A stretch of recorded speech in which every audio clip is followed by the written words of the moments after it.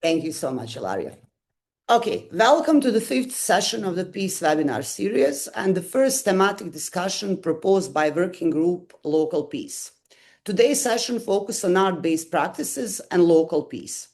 I'm Velma Šarić. I'm founder and president of Post-Conflict Research Center, or shorter PCRC, which is a grassroots peace-building organization and research center based in Sarajevo, Bosnia and Herzegovina.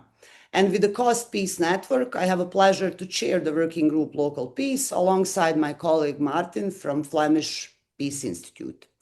Before starting, I would like to remind you that this event follows OPRA Safer Space guidelines. We invite you everyone to contribute respectfully and to make this as a collaborative, inclusive space for exchange. This webinar is a part of the Peace webinar series hosted by OPRA, running from 2024 till 2028. The webinar series explores different thematic across two main pillars. First pillar is defined by each working group, including peace and climate, feminist peace, local peace, peace and emerging technologies, and finally, Europe, peace and security. The second is interdisciplinary pillar designed to create synergies among working groups. And you are all welcome to propose joint session and or cross-cutting topics. The idea of this webinar came out from the workshop PCRC, my organization, recently hosted in Sarajevo in Bosnia for members of the local peace working group. The workshop was held at the Historical Museum of Bosnia and Herzegovina, and we were lucky to be joined by researchers and practitioners working on intersection of education, peace and conflict research, and the arts. Over 2 days, participants engage in facilitation, discussion, and actively exploring the role of artistic practices in peace building and understanding the local peace in different contexts. So we will now move to the webinar, and I will have an opportunity and pleasure to introduce our speakers. And before I giving them floor, I would like to briefly introduce Tiffany Fairey, who is visual sociologist and peace researcher. Her research focuses on photo voice, participatory visual methods, conflict transformation, and peace building. She holds PhD in visual sociology from Goldsmiths, University of London, and is a leading specialist in visual peace research. Ilaria Tucci, theater practitioner and peace researcher. Her work focuses on theater as a nonviolent tool for peace education, conflict transformation, empowerment, and peace building. She holds PhD from Tampere University and is postdoctoral researcher exploring multilingual dramaturgies and the narratives as a form of resistance and practices of hope. And Cindy Horst, research professor at the Peace Research Institute of Oslo and co-director of PRIO Center for Culture, Conflict and Coexistence. She's interested in art-based learning, shared learning methodologies. Her research includes work on focused migration, humanitarianism, and the creative resistance. She holds PhD from University of Amsterdam. First, I give a floor to Tiffany to share her presentation. Thank you very much, Velma. I wonder, could we move on? Yeah, brilliant. And again, thank you. And again, sorry.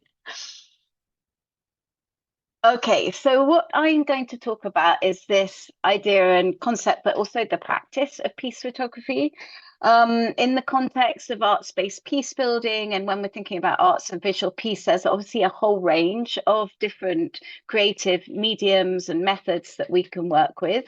And I'm specifically going to think about the visual and the photographic medium.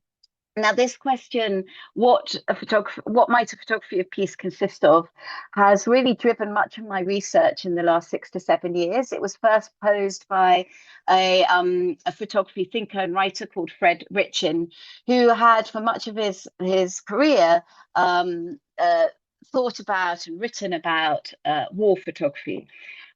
Next slide, please. We're, of course, very well versed in what war looks like. And in the genre of war photography itself. But actually in scholarship and even as a practice-based genre, the visuality of peace and the idea of what a photography of peace might consist of has been largely ignored or not considered or not discussed that extensively. And of course, we can see part of the problem when we start looking around for images of peace. This slide shows a Google, like an image search, an online image search. And when we search for pictures of war, of course, we get lots of graphic, very specific images that tell us and show us what war and violence look like. But peace itself is largely, well, invisible. It exists only in the form of a whole lot of images. And a particular interest to me, there are very few specific photographic images. They're largely GIFs, graphics, and yeah, symbol-based emblems.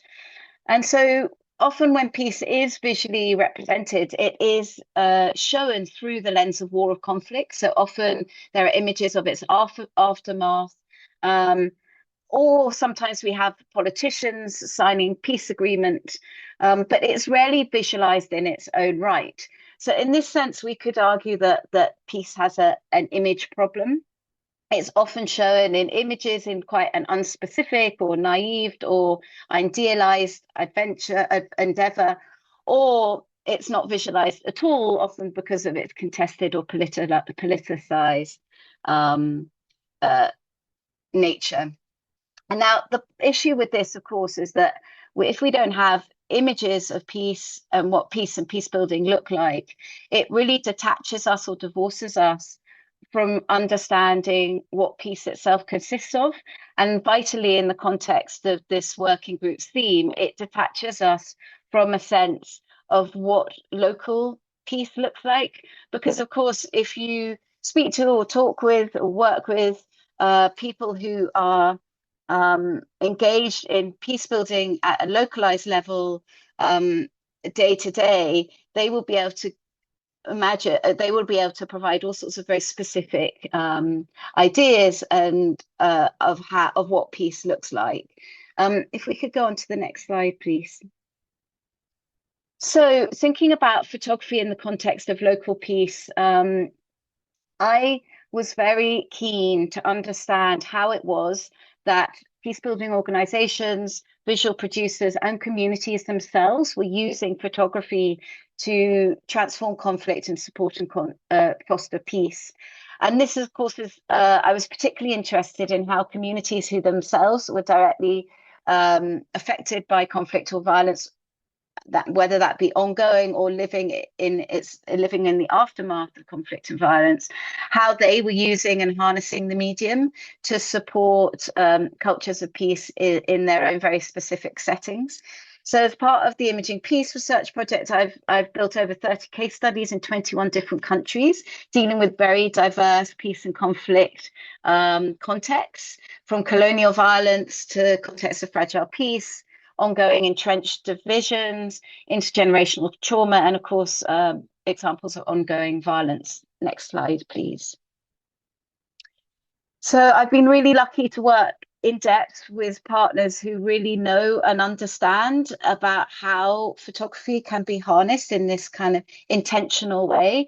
My focus, as I said, has not been on professional image makers as such, but much more the focus is on a form of community engaged and localized peace photography, where communities and local image producers and peace builders themselves are producing and sharing images and harnessing the medium for peace. And of course, in this context, all of these practitioners are ever mindful of how images have just a potent role to play in the provocation of violence, in the entrenching division, in dehumanizing others, embedding hatred of the other, producing problematic stereotypes.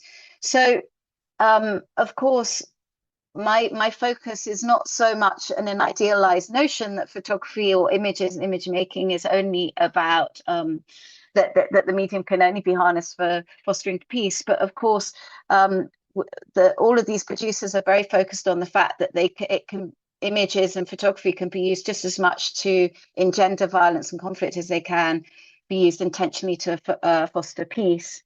Next slide. So, of course, what I found when I was looking around at all these localized peace photography practices was, of course, there were many different forms of peace photography. Just to just as there are many different forms of peace. And of course, any of the scholarship or on local or everyday peace, what we find is there's a huge plurality in terms of understandings and enactments and conceptualizations of what local and everyday peace is. And of course, in terms of arts-based practices, there's just as many plural forms of arts practice that are being used to support and visibilize those forms of localized peace. So I saw all sorts of different methods and different applications of photography being used. And this slide just shows a few of them, from therapeutic photography to photo mentoring to indigenous photographic collective, archival, visual campaigns, collaborative portraiture, community engaged photography. And in all of these cases, what we saw was photography was really being used as a medium to surface very plural notions of what peace is, and also a means of surfacing these kind of very plural notions, but also as a way to navigate that plurality and contain it and enable communities to engage with it and encounter it in safe and inclusive ways. So we know that if people can take hundreds of different kinds of photographs of the same thing, and just in the same way that when we all look at the same image, we can see very different things. On this basis alone, I feel like photography is a kind of medium par excellence, we might say, or a very effective medium that allows us to encounter, mediate, and navigate different and plural views of what peace might consist of. And in this sense, I came across very diverse and very adapted methods, I guess, where the medium was customized to what made sense within very specific localized peace settings. But at the same time, these practitioners were using the medium in similar ways. Next slide, please. So I've identified these 6 different ways in my research, and I'm just going to refer to them as photography's peace capacities. So as I said, what I saw when I was looking at these very localized peace photography initiatives, well, number one, of course, a lot of people weren't necessarily calling what they were doing peace photography, because the genre in and of itself doesn't yet exist in the public imagination. So it was often me coming in and reinterpreting these arts-based methods as forms of intentional peace photography. But the key thing is, of course, these photography's peace capacities, or these different capacities for peace that I've noted, where photography is being used to support healing and resilience, dialogue and connection, to navigate difference, to amplify agency and embed resistance, to make peace and peace actors visible, but then also to catalyze peace imaginaries.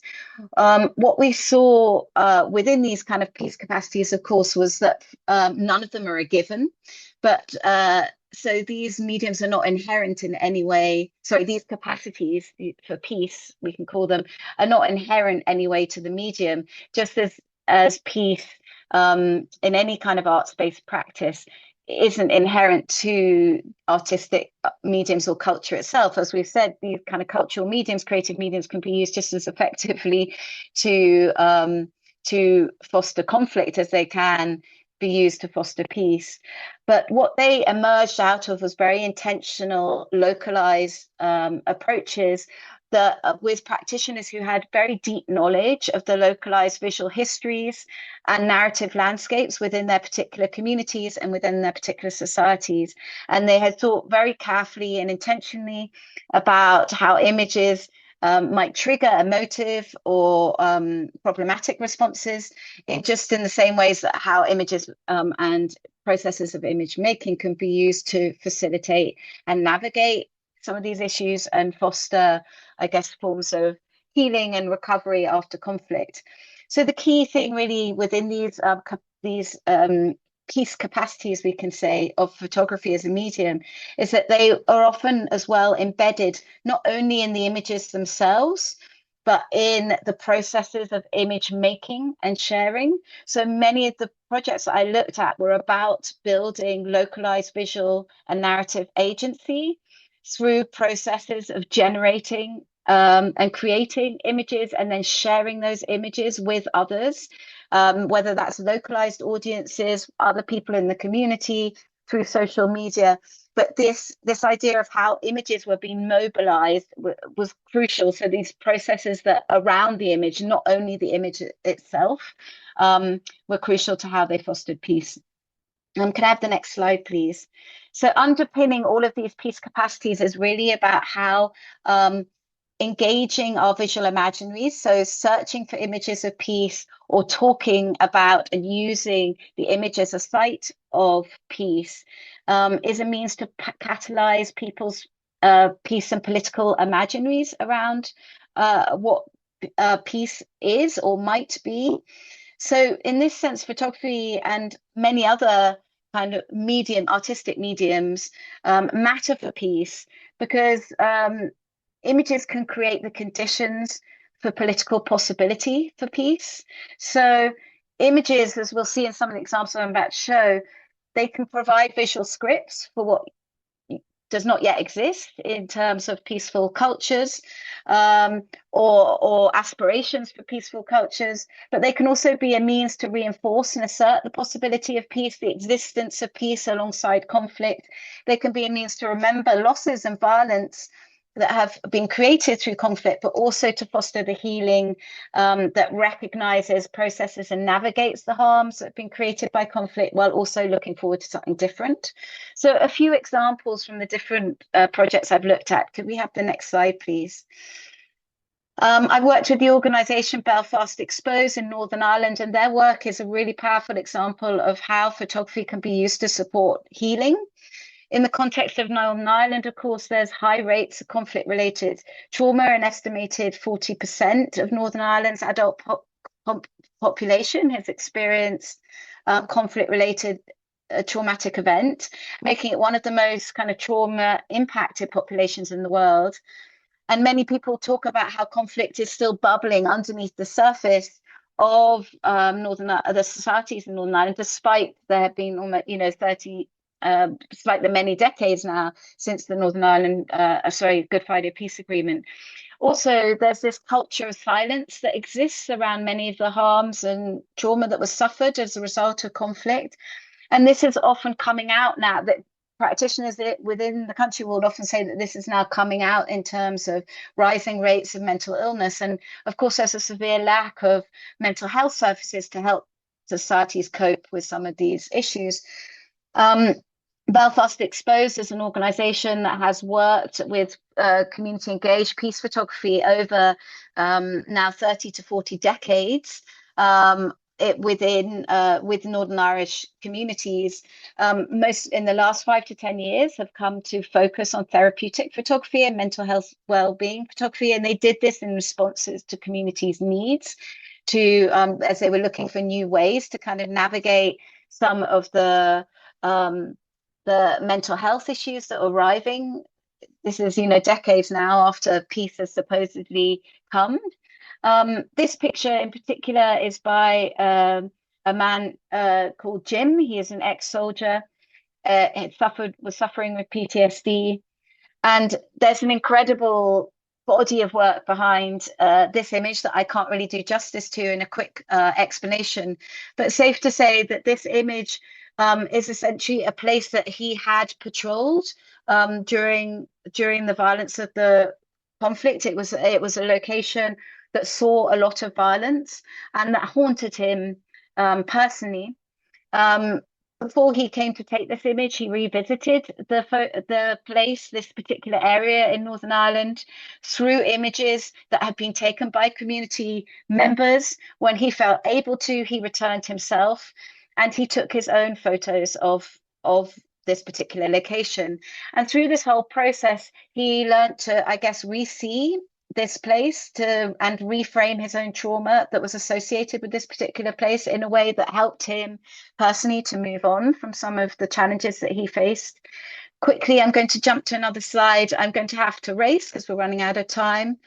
In Rwanda, I worked with a photographer named Jacques Nkingsabo. He was working with photo mentoring projects where he mentored young Rwandans to produce photo stories on issues that were important to them. And they then hosted exhibitions in their homes and invited the communities in. Next slide, please.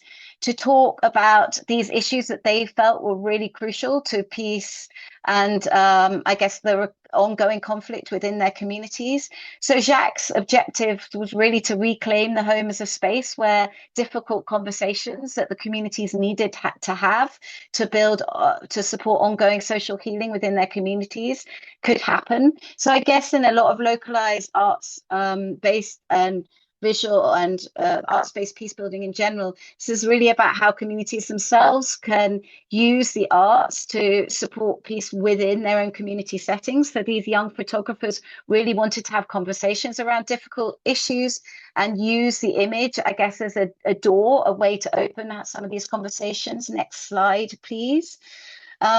In the context of PCRC's work in Bosnia, they are often using photography to catalyze peace imaginaries in a context where young people have grown up with very entrenched narratives in the context of fragile peace, where young people aren't often exposed to many positive, I guess, narratives around what peace is, or maybe, or even how peace can exist in a country where ethnic division is deeply embedded within bureaucracies, within schooling, within education, within media landscapes.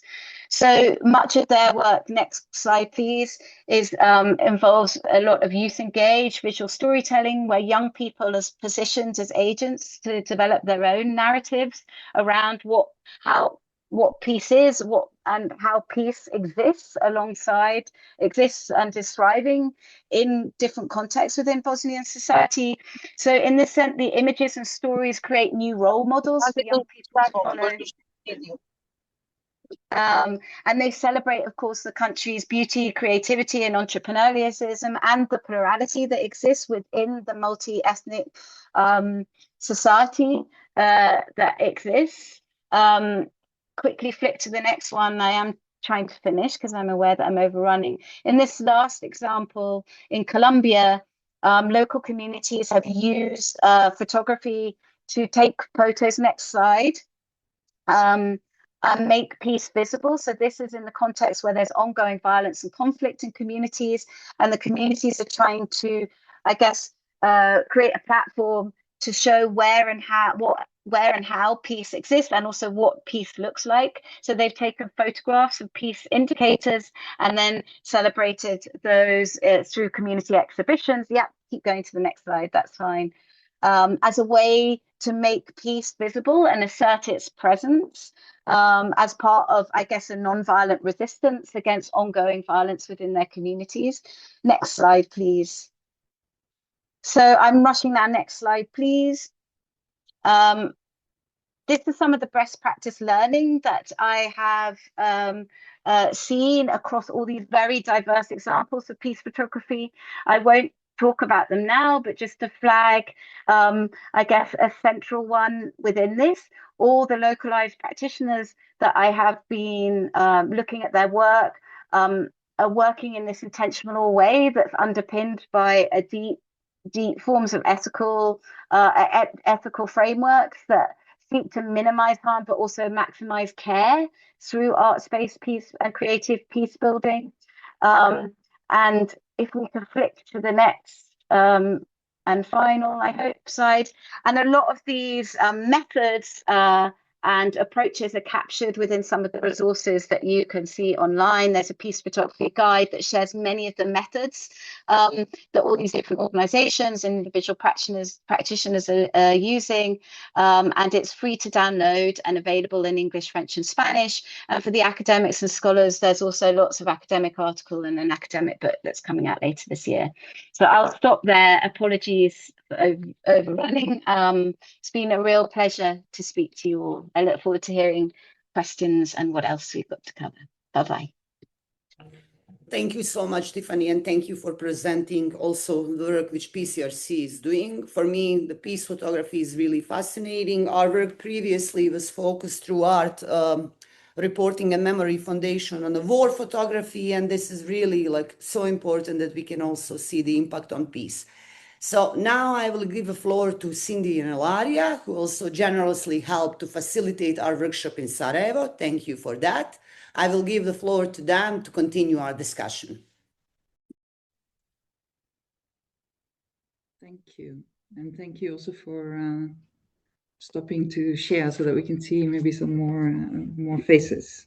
Maybe I'll just start by saying something briefly on the workshop and the idea behind it, and then pass it on to Ilaria. So I think one thing that's really important for us is when we started thinking, okay, knowledge on local peace, how is this created?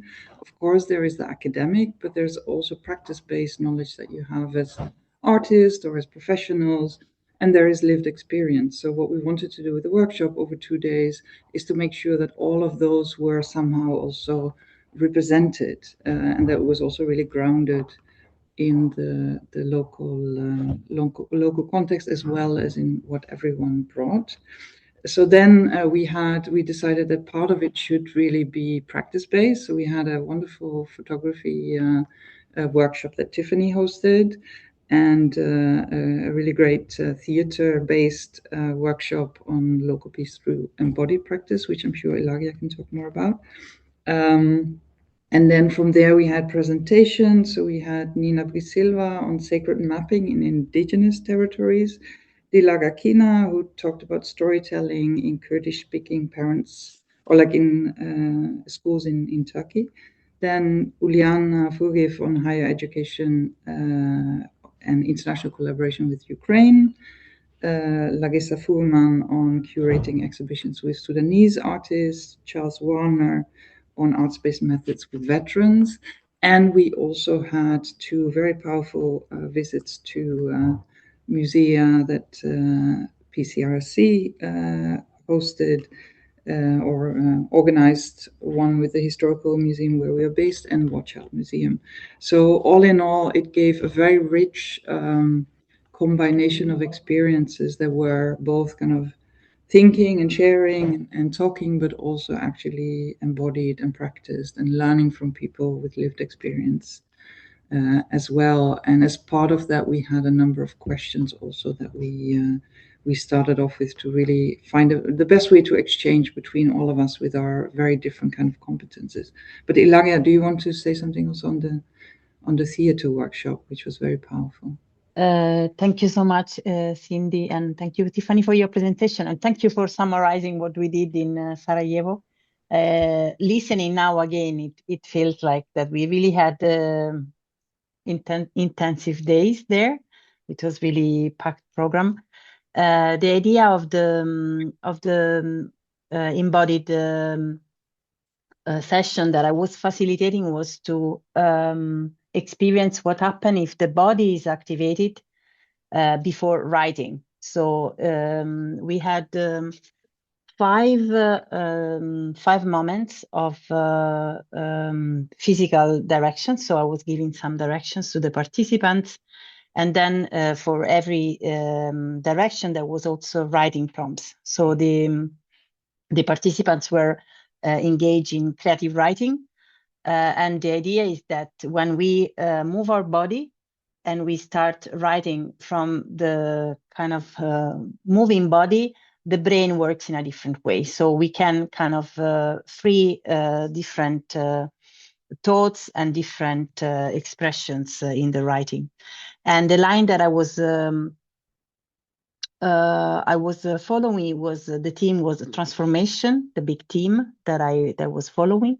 And everything started from an item that participants were asked to bring with them, an item that would represent for them local peace or their own peace work in a way that they could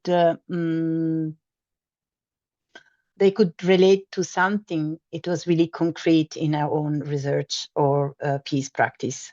So maybe this is what I'm sharing now. Of course, I have a lot of reflections about how it went, and I would be really curious also to hear if our participants, I believe that someone is online, so if someone want to share something, but yes, I think this is enough for now. Mhm. So Thanks. Yeah. Thank you so much. Thank you, Cindy and Ilaria. So maybe we go now to see, do we have any questions? I think we do. I think actually we have a couple of questions that we would like to ask also the participants. Maybe it's a good time to. Let me see. There is few hands up. Okay. So we go with, where are they? I mean, sorry. Reactions. I see Katerina first. So maybe Katerina can go first. Hi. Can you hear me? Yes. yes. So, hi everyone, and thank you for the lovely presentation. This is a very interesting perspective to peace and to photography, because I think a lot of different projects came to mind that I think fall under this category of unintentional peace photography. So I just wanted to mention an example from Cyprus to see how this would fit into the peace photography framework, and just to get Tiffany's comment on that. So a few years back, I think this initiative was around 2013 or during that time, let's say 12, 13 years ago, and it was a grassroots initiative of photography enthusiasts that came together in Cyprus from across the divide, and they would have different guided walks that were photography themed. So it was about doing outdoor photography training in the Nicosia buffer zone. And at the same time, the task was essentially collecting different images of Nicosia. So in a divided city, this also meant crossing the divide and being able to gather images from both sides, so that there was a collection of all parts of Nicosia. Sorry for the loud background noise.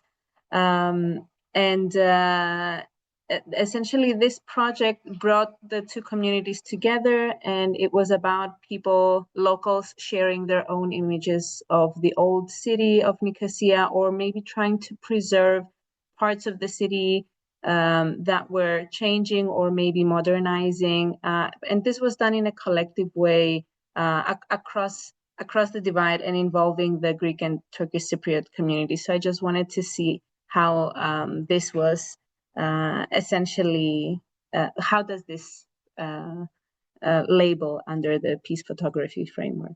Thank you so much. Thank you. Yeah, Tiffany, go ahead.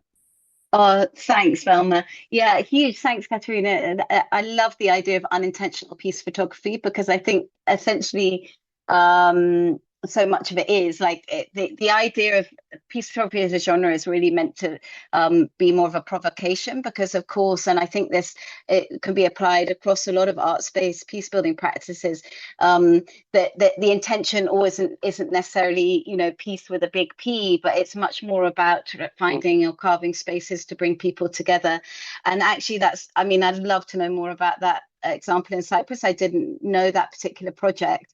And yeah, I'm kind of storing up all these. I find it fascinating to hear about them all. But actually, in Northern Ireland, Belfast Exposed has done very similar projects around the peace walls, and have been doing those projects for many years, where different groups from different sides of the walls are coming together. And what's really interesting about different examples of those kinds of projects you see is that there are lots of different formulations of them.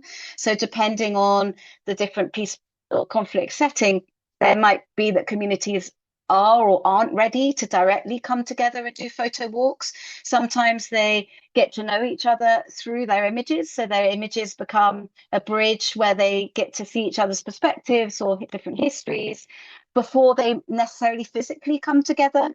And talking to Mervyn Smith from Belfast Exposed, he talks a lot about how he would do a different kind of project depending on which peace wall he was working at, because some communities are ready to start working together, others aren't. But in all of these contexts, as you say, like looking at old pictures, creating new ones becomes a way for people to discover their different communities via images, and the images are kind of acting as like a buffer and a means of bringing people together. So thank you so much for that example. It's great. And yeah, unintentional peace photography is a wonderful idea. Thank you. I think it's also a very great example of the kind of exchanges we've had, where there's so many people coming in with their own individual competences. So as part of the discussion, I saw that we have Ilaria, we have Charles, Addy, Milady, Martin, Nina, Colton. We have several people in the room. So one of the things that we were thinking we could do is to ask for the participants to give some reflections on, okay, what were their key questions or dilemmas when they started, and maybe some reflections on whether they got any answers. And of course, that also gives them a chance to talk a bit about their work. So I don't know whether any of the participants want to reflect on the key dilemmas that they were wondering about when they did the workshops, and maybe also some eye openers or something that they went away with. I just wanted to add that to the discussion in case anyone feels called.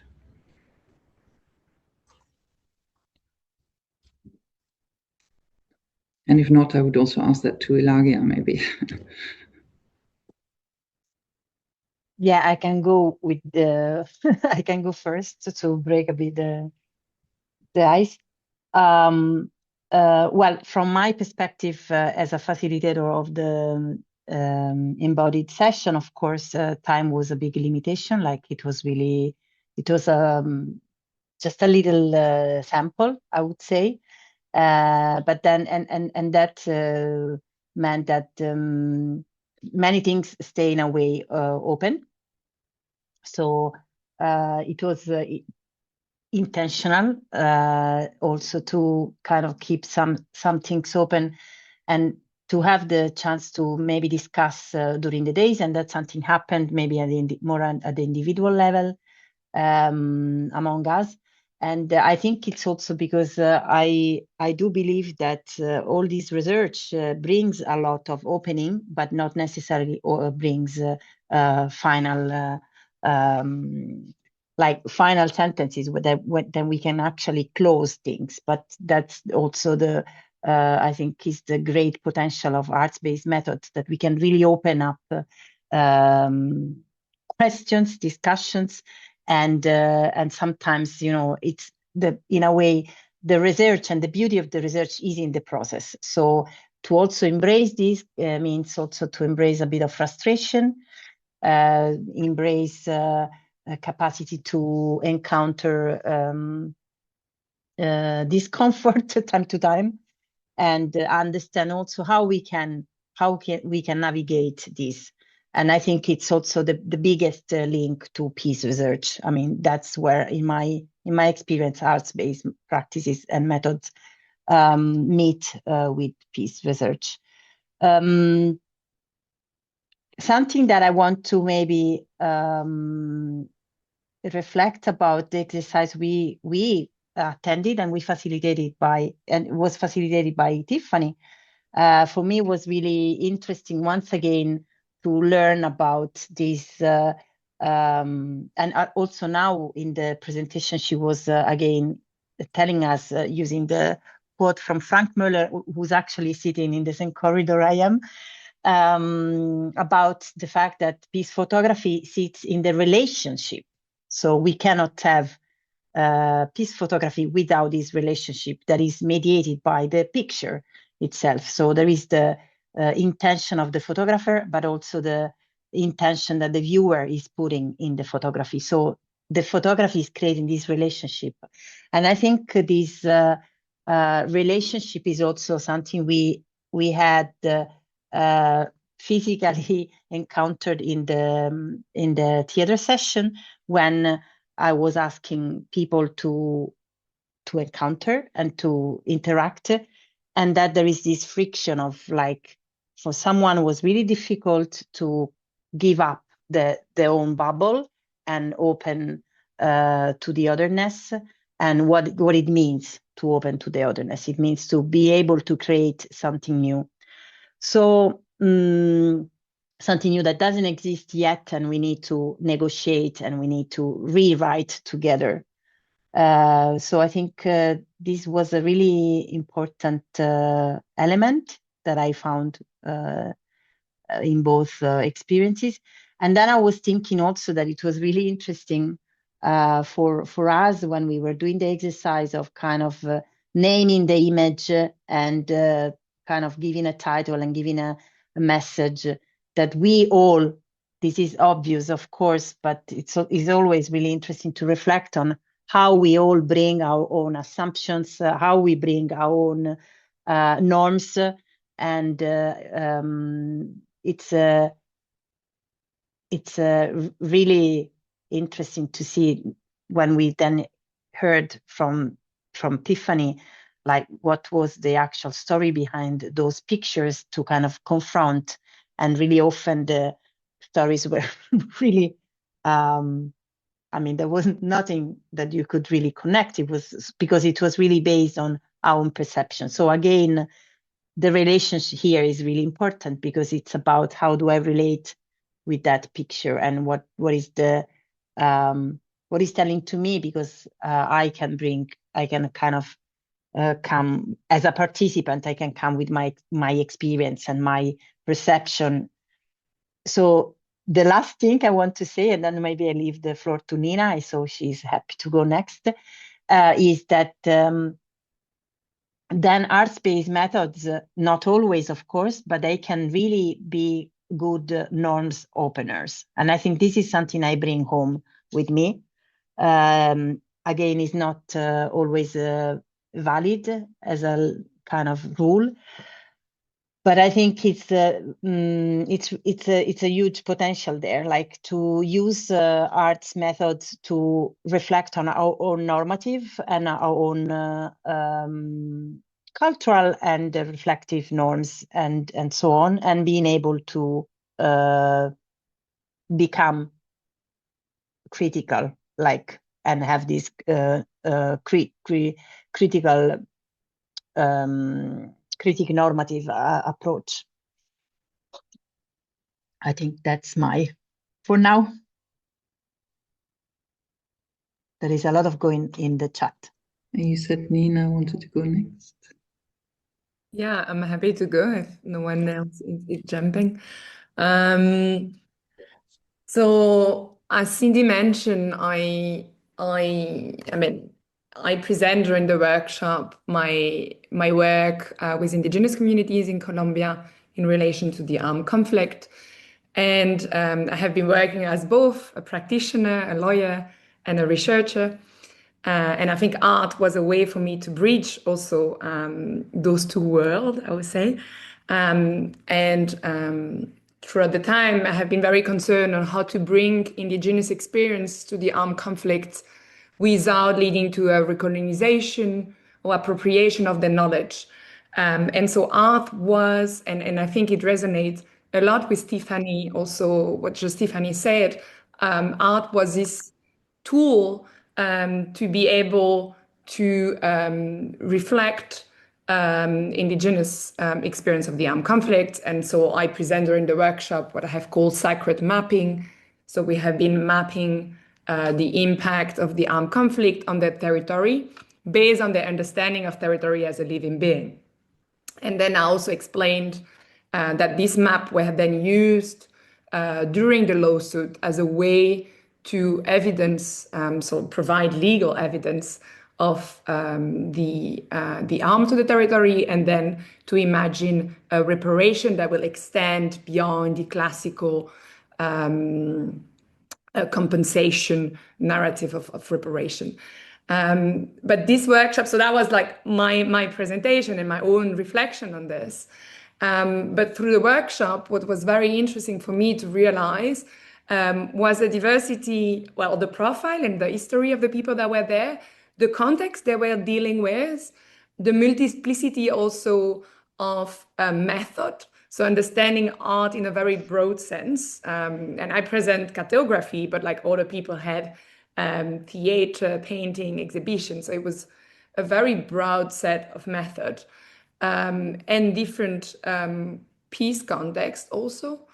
And I think it was very interesting to realize that art could be used in different ways. And so not only as a research method, as a way to disseminate, but it was also a tool for memory. Others mention it within an education system. I mention it as a legal evidence. And so I think that was a very, for me, a very eye-opening moment to realize that different people with different trajectory. So I think I was the only lawyer there. I'm used to have always like law, transitional justice discussion with a bunch of lawyers. So it was interesting to see that the diversity of the discipline dealing with peace, the different understanding of peace, like local peace experience, and how art has been used as a way to bridge all this. So I guess that was one of my big intake of the workshop I wanted to share. Thanks. Thank you so much, Nina. And it was really fascinating to hear about from Nina's presentation, like when we talk about art, it's art for whom, right? And because some practices like music and like drawing, they're part of rituals for some communities. So who is defining what is art like? And I think here we also open a big discussion about appropriation of definitions and appropriation of processes, like Nina was telling us about how music can be used as a form of what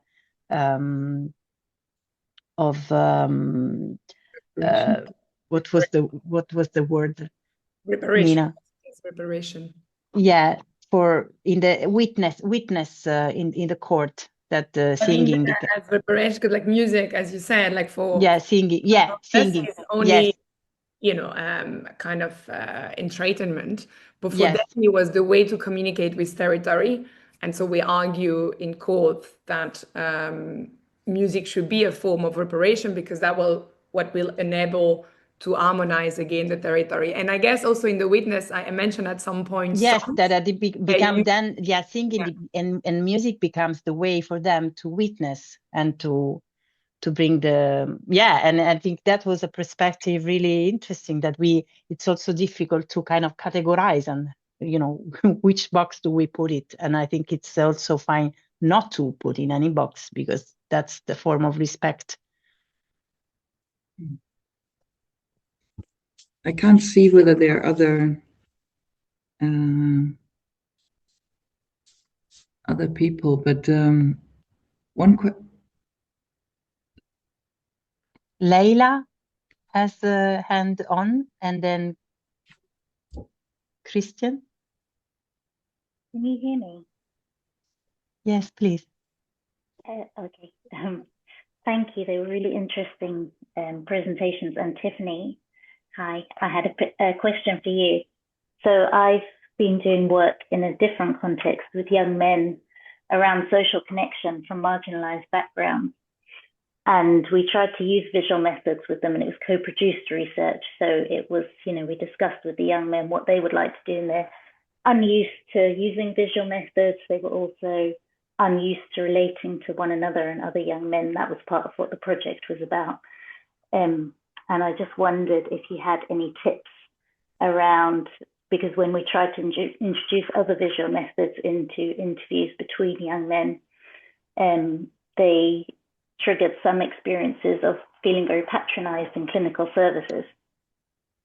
So I wondered, and as the research was so much about relationship building, social connection, talking to one another, seeking help, we just ditched it quite quickly. But I would love to try it again in a similar context, and I wondered if you had any tips. So sorry, the context was that you used visual methods, but it alienated the young when you were working with.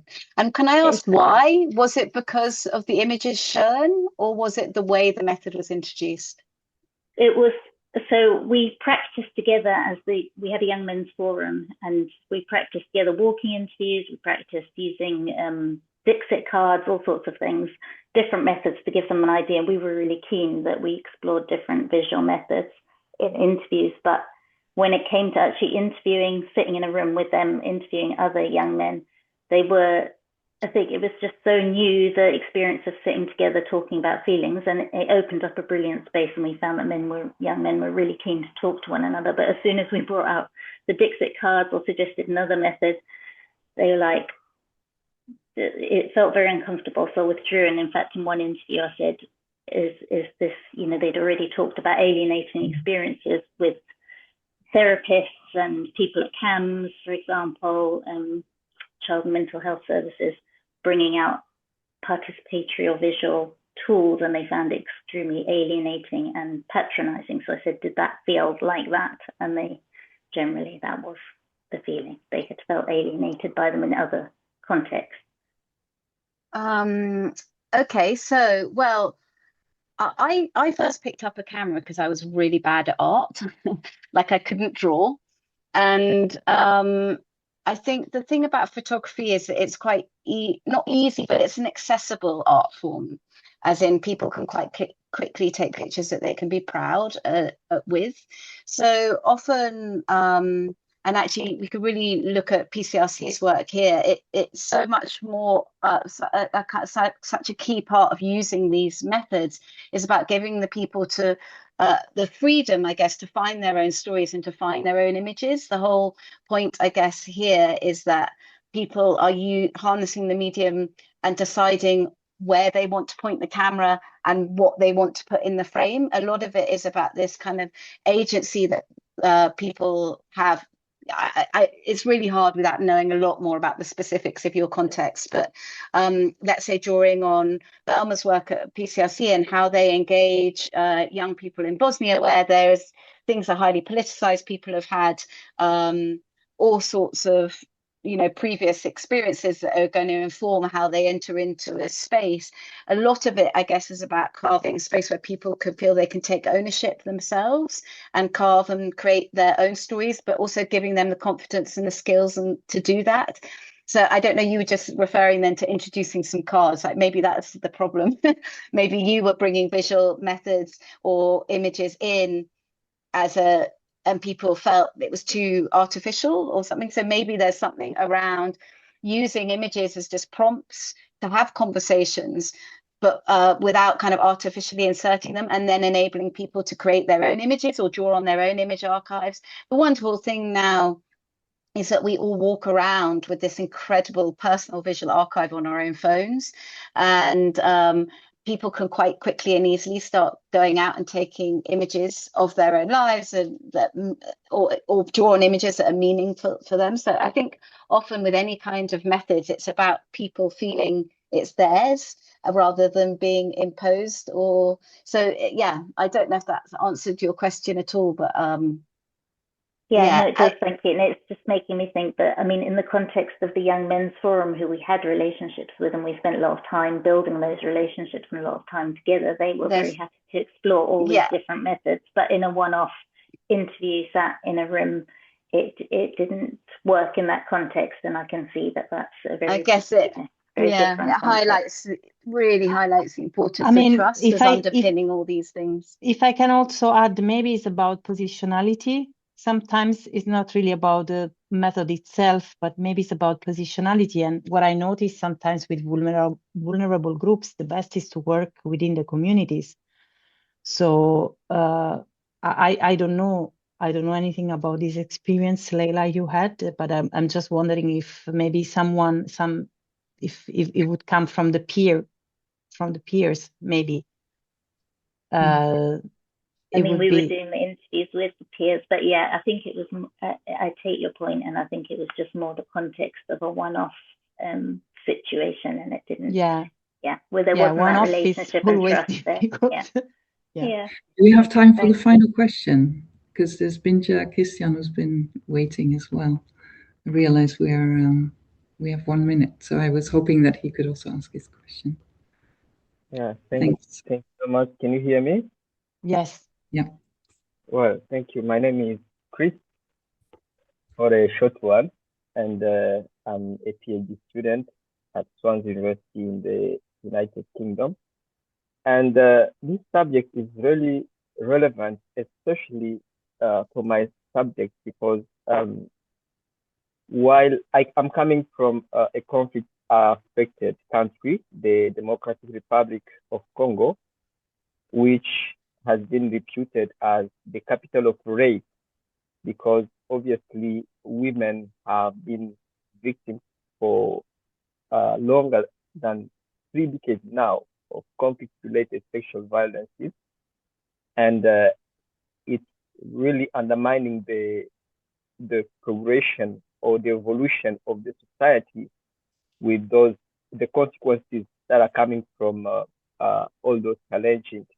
And this subject really give me a picture of rather having the focus exclusively on trauma or participatory, trauma or other kind of interventions that the organization are trying to implement.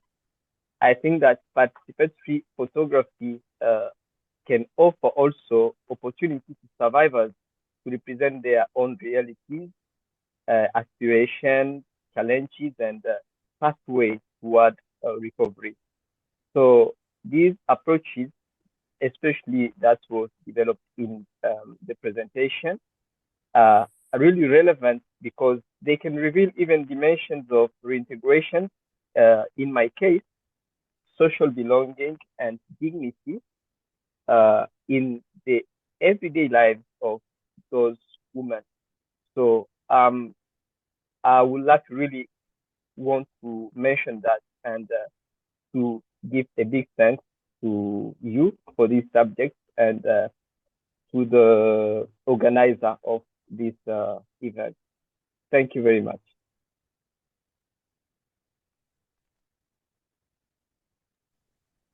Thank you. I guess I come back. Thank you, Ilaria, and thank you, Cindy and Tiffany and all our participants. I would just add briefly for Christian, there is a project which PCRC did, My Body of War Zone. You can take a look on our website. We do a lot and we work a lot with the victims of different kind of crimes, but this is a storytelling and combining photography. Maybe it will be helpful.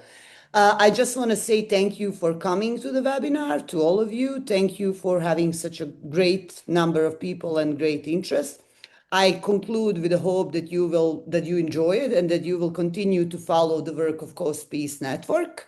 And we have a similar events and webinars coming in the future. And I do strongly encourage you to keep us in the loop. Thank you and goodbye.